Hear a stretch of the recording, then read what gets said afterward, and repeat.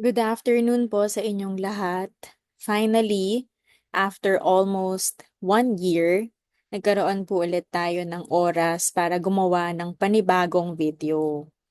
Kamakailan kasi pumutok yung issue ng anomalous flood control project. So dahil po dito, nagkaroon ng mga hearing sa Senate and sa House of Representatives in aid of legislation. I'm sure lahat naman po tayo nakasubaybay dito sa mga hearings na ginagawa sa Senate and sa House of Representatives. Ngayon, habang nagbabasa ako or habang nanonood ako ng hearings, nagbabasa din ako ng mga comments. And nakikita ko nga doon na karamihan sa mga nanonood, nagtatanong sila, bakit daw nakulong si Engineer Bryce Hernandez? Nagtatanong sila, bakit siya lang? Yung mga ibang sangkot sa flood control projects na questionable, bakit hindi sila nakakulong? Okay, so sa video po na to, sasagutin natin yung mga tanong na yon. But before we proceed, balikan po muna natin yung timeline. So I'm sure alam nyo naman na to, but just to refresh your memory. So, start po tayo sa September 8, 2025, Monday. Noong September 8, nagkaroon po yung Senate ng hearing. So, ito po yung tinatawag na inquiry in aid of legislation. Okay, tungkol doon sa mga anomalous flood control projects. So, anong ibig sabihin ng in aid of legislation? So, mabilis lang. Para lang din ma-explain dun sa mga hindi nakakaalam. So, under the Philippine Constitution po kasi, specifically Section 21, Article 6, yung Senate po, pwede silang magkaroon or pwede silang mag-conduct ng inquiry in aid of legislation. So, yung main purpose nitong inquiry na to is para maka-gather sila or makakalap sila ng mga information na pwede nilang magamit to improve yung mga current laws natin or para makapag-craft sila ng mga bagong laws. So more of sa legislation po yung objective nitong mga hearings na to or inquiries na ginagawa nila. Kaya nga po in aid of legislation. Okay?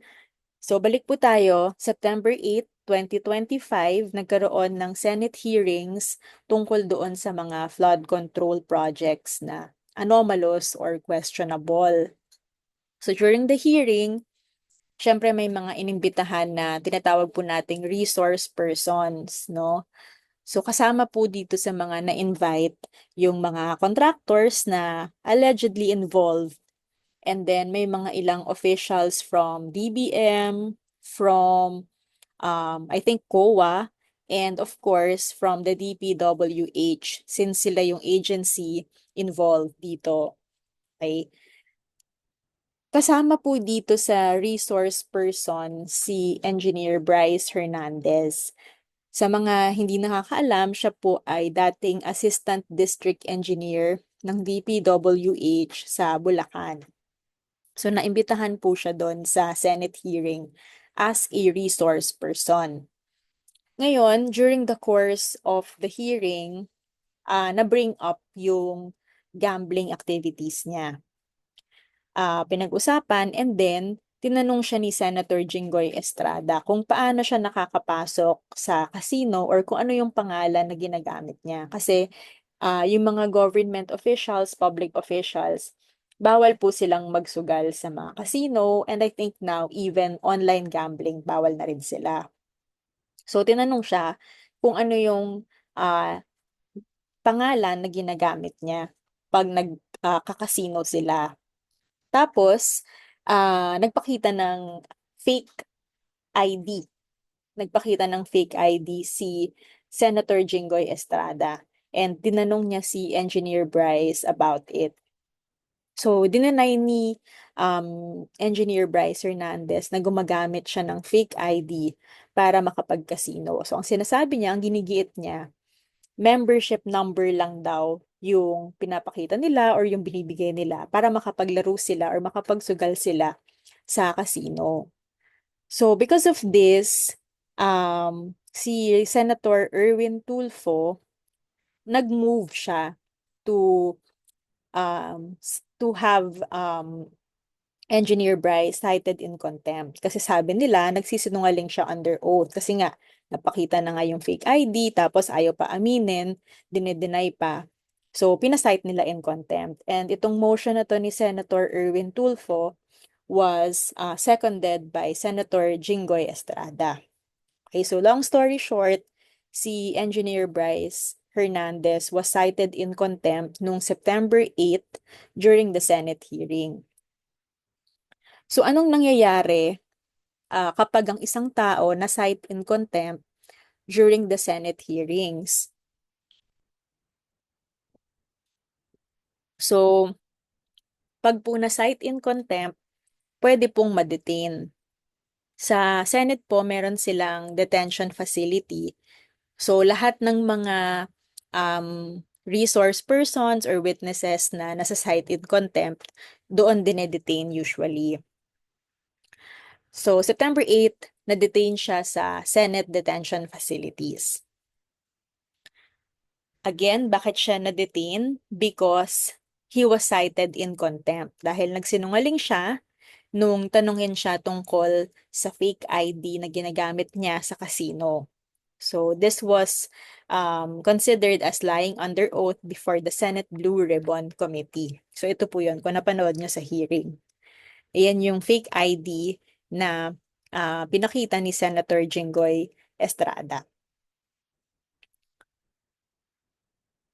Ngayon, September 9, 2025, Tuesday, nagkaroon naman ng hearing sa House of Representatives. So nagkaroon ng hearing yung House of Representative Infrastructure Committee. If I remember correctly, nagsulat sila ng letter to the Senate asking for the permission of the Senate kung pwede bang payagan si Engineer Bryce na mag-attend nung hearing sa House of Representatives kasi in-invite siya as a resource person also because yun nga, madami siyang vital information na pwedeng ma-share. So pumayag naman yung Senate and Engineer Bryce was able to attend yung hearing ng House of Representatives Infrastructure Committee. So sa hearing po na yon, alam naman natin na doon nangyari yung tell-all niya kung saan pinangalanan niya yung mga taong involved allegedly doon sa mga dealings ng DPWH and doon sa mga anomalous flood control projects. So among those na pinangalanan niya, meron pong 2 senador na kasama. That's why during that same hearing, nag-request po si Engineer Bryce sa House of Representatives kung pwedeng wag na siyang ibalik sa Senate. Okay, kung matatandaan nyo, September 8 po, or the day before, na-detain siya sa Senate. So, nakiusap siya sa House of Representatives kung pwede bang wag siyang ibalik sa Senate. Kasi nga, dahil nga nagpangalan siya ng 2 senador, natatakot siya na baka hindi siya safe or baka may mangyari sa kanya pag binalik siya sa Senate. So upon deliberation, um, the House of Representatives decided na wag siyang ibalik sa Senate. So nag-usap kung tama yung alala ko, tinawagan ni Speaker Martin Romualdez, si Senate President Tito Soto, and nag-decide sila as Senate President and Speaker of the House of Representatives to move or to transfer si Engineer Bryce Hernandez to the PNP Custodial Center sa Camp Crame. So Tuesday, doon na siya nakadetain sa PNP Custodial Center sa Camp Crame. Ngayon, the next day, September 10, 2025, Wednesday, nagkaroon ng discussion or parang debate sa Senate about the custody. Some of the senators, including Senator Bato de la Rosa, Senator Alan Peter Cayetano, and Senator Rodante Marcoleta, nag-argue sila na dapat ibalik sa Senate si Engineer Bryce Hernandez kasi sila yung tinatawag na primary detaining authority. So nagkaroon ng mga discussion, heated debates between and among the senators. And after deliberation, they decided to transfer him from PNP Custodial Center sa Camp Crame to Pasay City Jail. If um if accurate yung naalala ko, this was the motion of Senator Jinggoy Estrada and wala namang nag-object. So na-transfer siya from PNP Custodial Center in Camp Crame to Pasay City Jail. So ngayon dun siya nakadetain. So yung tanong ng karamihan, bakit siya nakakulong? Yung sagot po is because na-cite po siya in contempt during the Senate hearing noong September 8, 2025. And dahil na-cite siya in contempt, nag-order yung Senate to detain him. Okay? So bakit siya na-cite in contempt? Because nagsinungaling daw po siya under oath nung tanungin siya about a fake ID na ginagamit sa casino.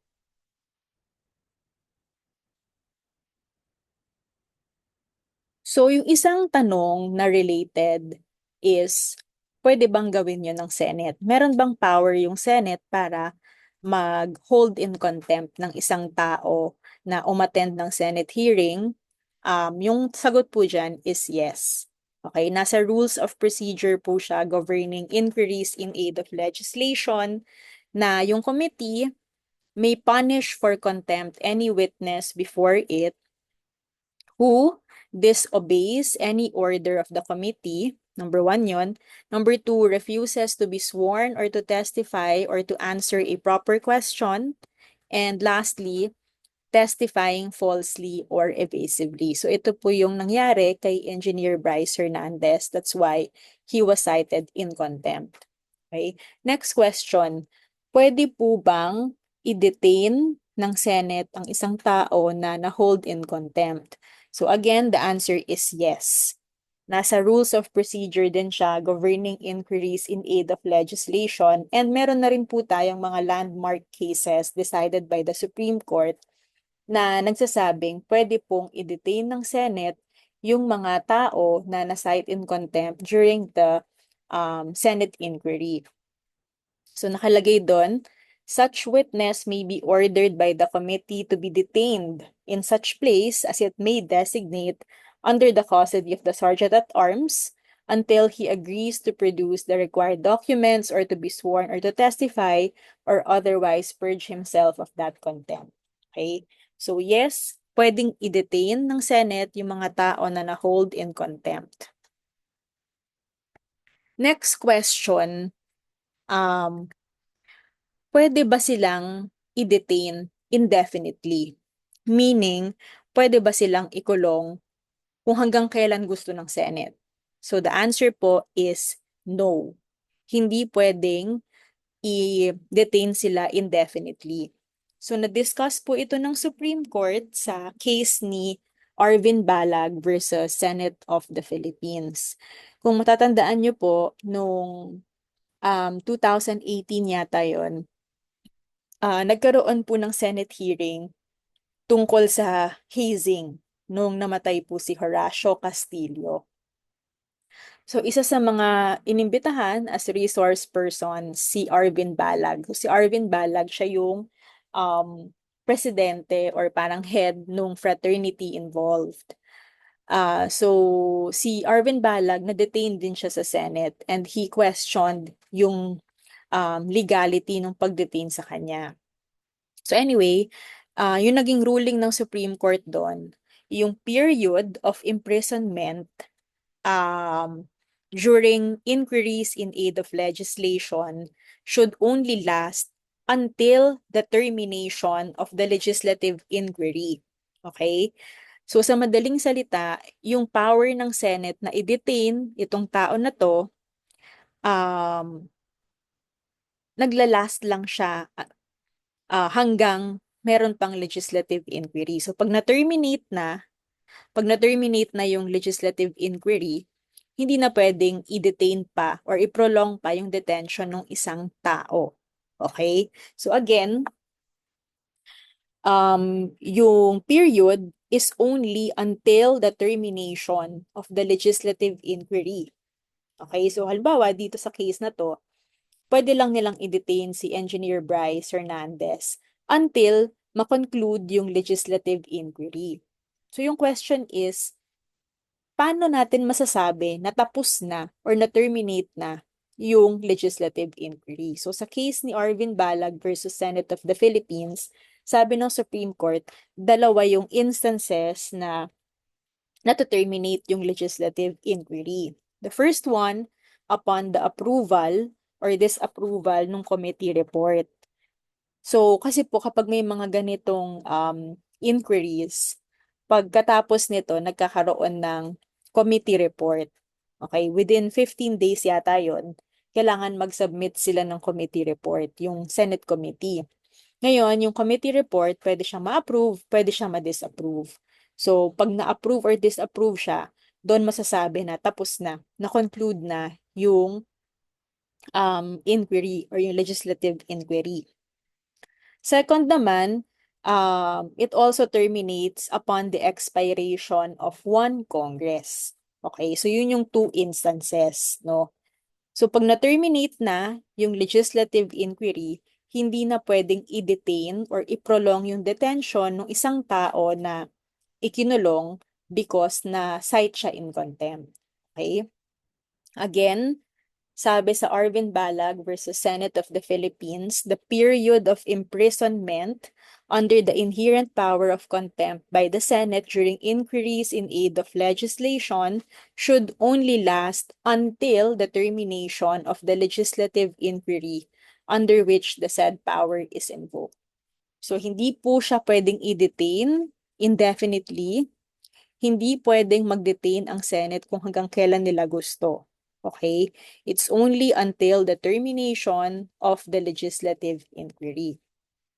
So yung isa pang tanong, kaya daw ba nakulong si Engineer Bryce dahil based doon sa inquiry, na-convince yung Senate na guilty siya or involved talaga siya? So again, the answer is no. Okay? Yung Senate po, wala silang power na magpakulong ng isang tao dahil tingin nila guilty yung tao na yon or tingin nila yung tao na yon may ginawang crime or may ginawang wrongdoing. So hindi po yun pwede. Walang ganong power ang Senate. Ang pwede lang pong gumawa nun ay korte. So, diniscuss po yun sa case ng Lincoln Uy Ong versus Senate of the Philippines. So, ito naman po yung case ng Formally back in 2021. So, nagkaroon din ng Senate hearing doon about the disbursement of funds by the Department of Health during the pandemic. So, doon, na-cite in contempt din yung ilang members ng Board of Directors ng Formally.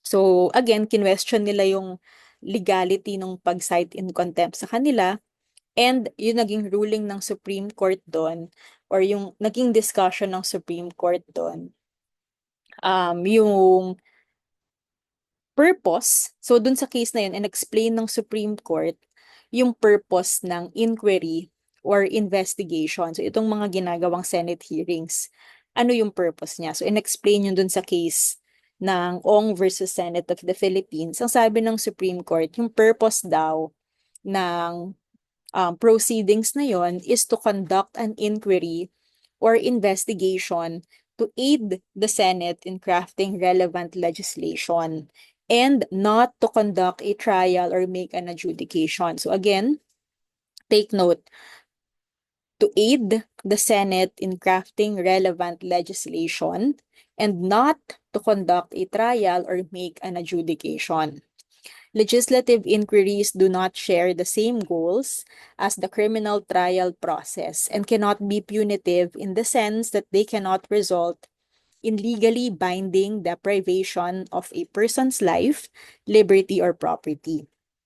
So sinasabi ng court, hindi pwedeng mag-adjudicate ang Senate. Okay?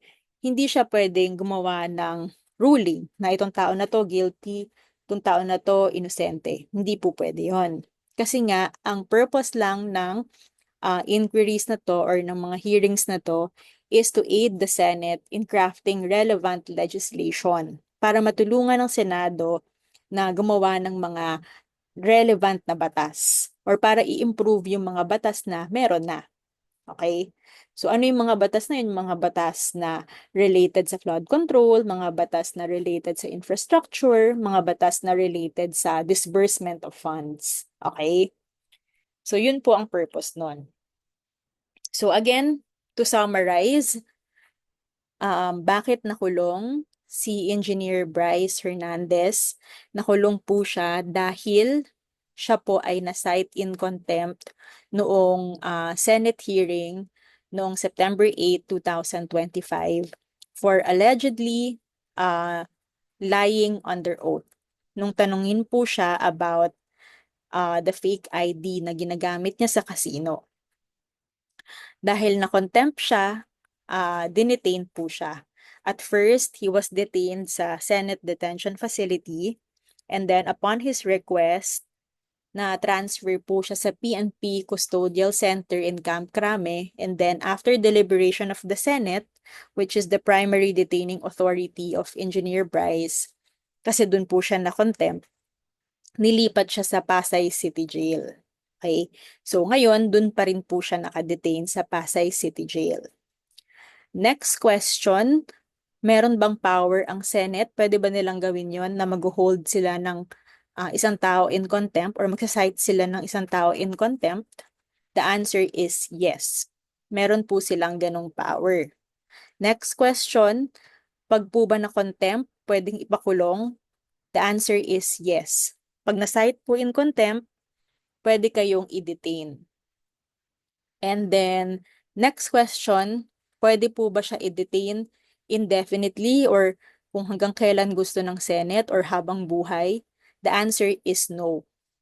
Pwede lang until termination of the legislative inquiry. Last question, pwede ba magpakulong ang Senate kapag after this investigation mapatunayan or makonvince sila na itong tao na to guilty, itong tao na to may kinalaman sa anomalous flood control projects? The answer is no. Walang ganong power ang Senate. Korte lang po ang pwedeng gumawa nun. So, ang main purpose ng itong mga Senate hearings na to, itong mga legislative inquiry na to is to aid the Senate in crafting relevant legislation. So dahil ito about flood control, legislation about flood control, disbursement of funds, infrastructure, etc. So yun po ang purpose ng Senate hearings na to. Pahabol question, considered na po ba na akusado or suspect si Bryce Hernandez dahil siya po ay nakakulong? The answer is no. Okay? Yung pagkakakulong niya, dahil po yon na-cite siya in contempt for lying under oath. Hindi po dahil akusado na siya doon sa questionable flood control projects. So yun po, dyan po nagtatapos yung ating short discussion. And if you have any questions, please feel free to comment or to send me an email and itatry po nating sagutin kung ano man yung mga katanungan ninyo or mga follow-up questions. Yun. Thank you and have a good day.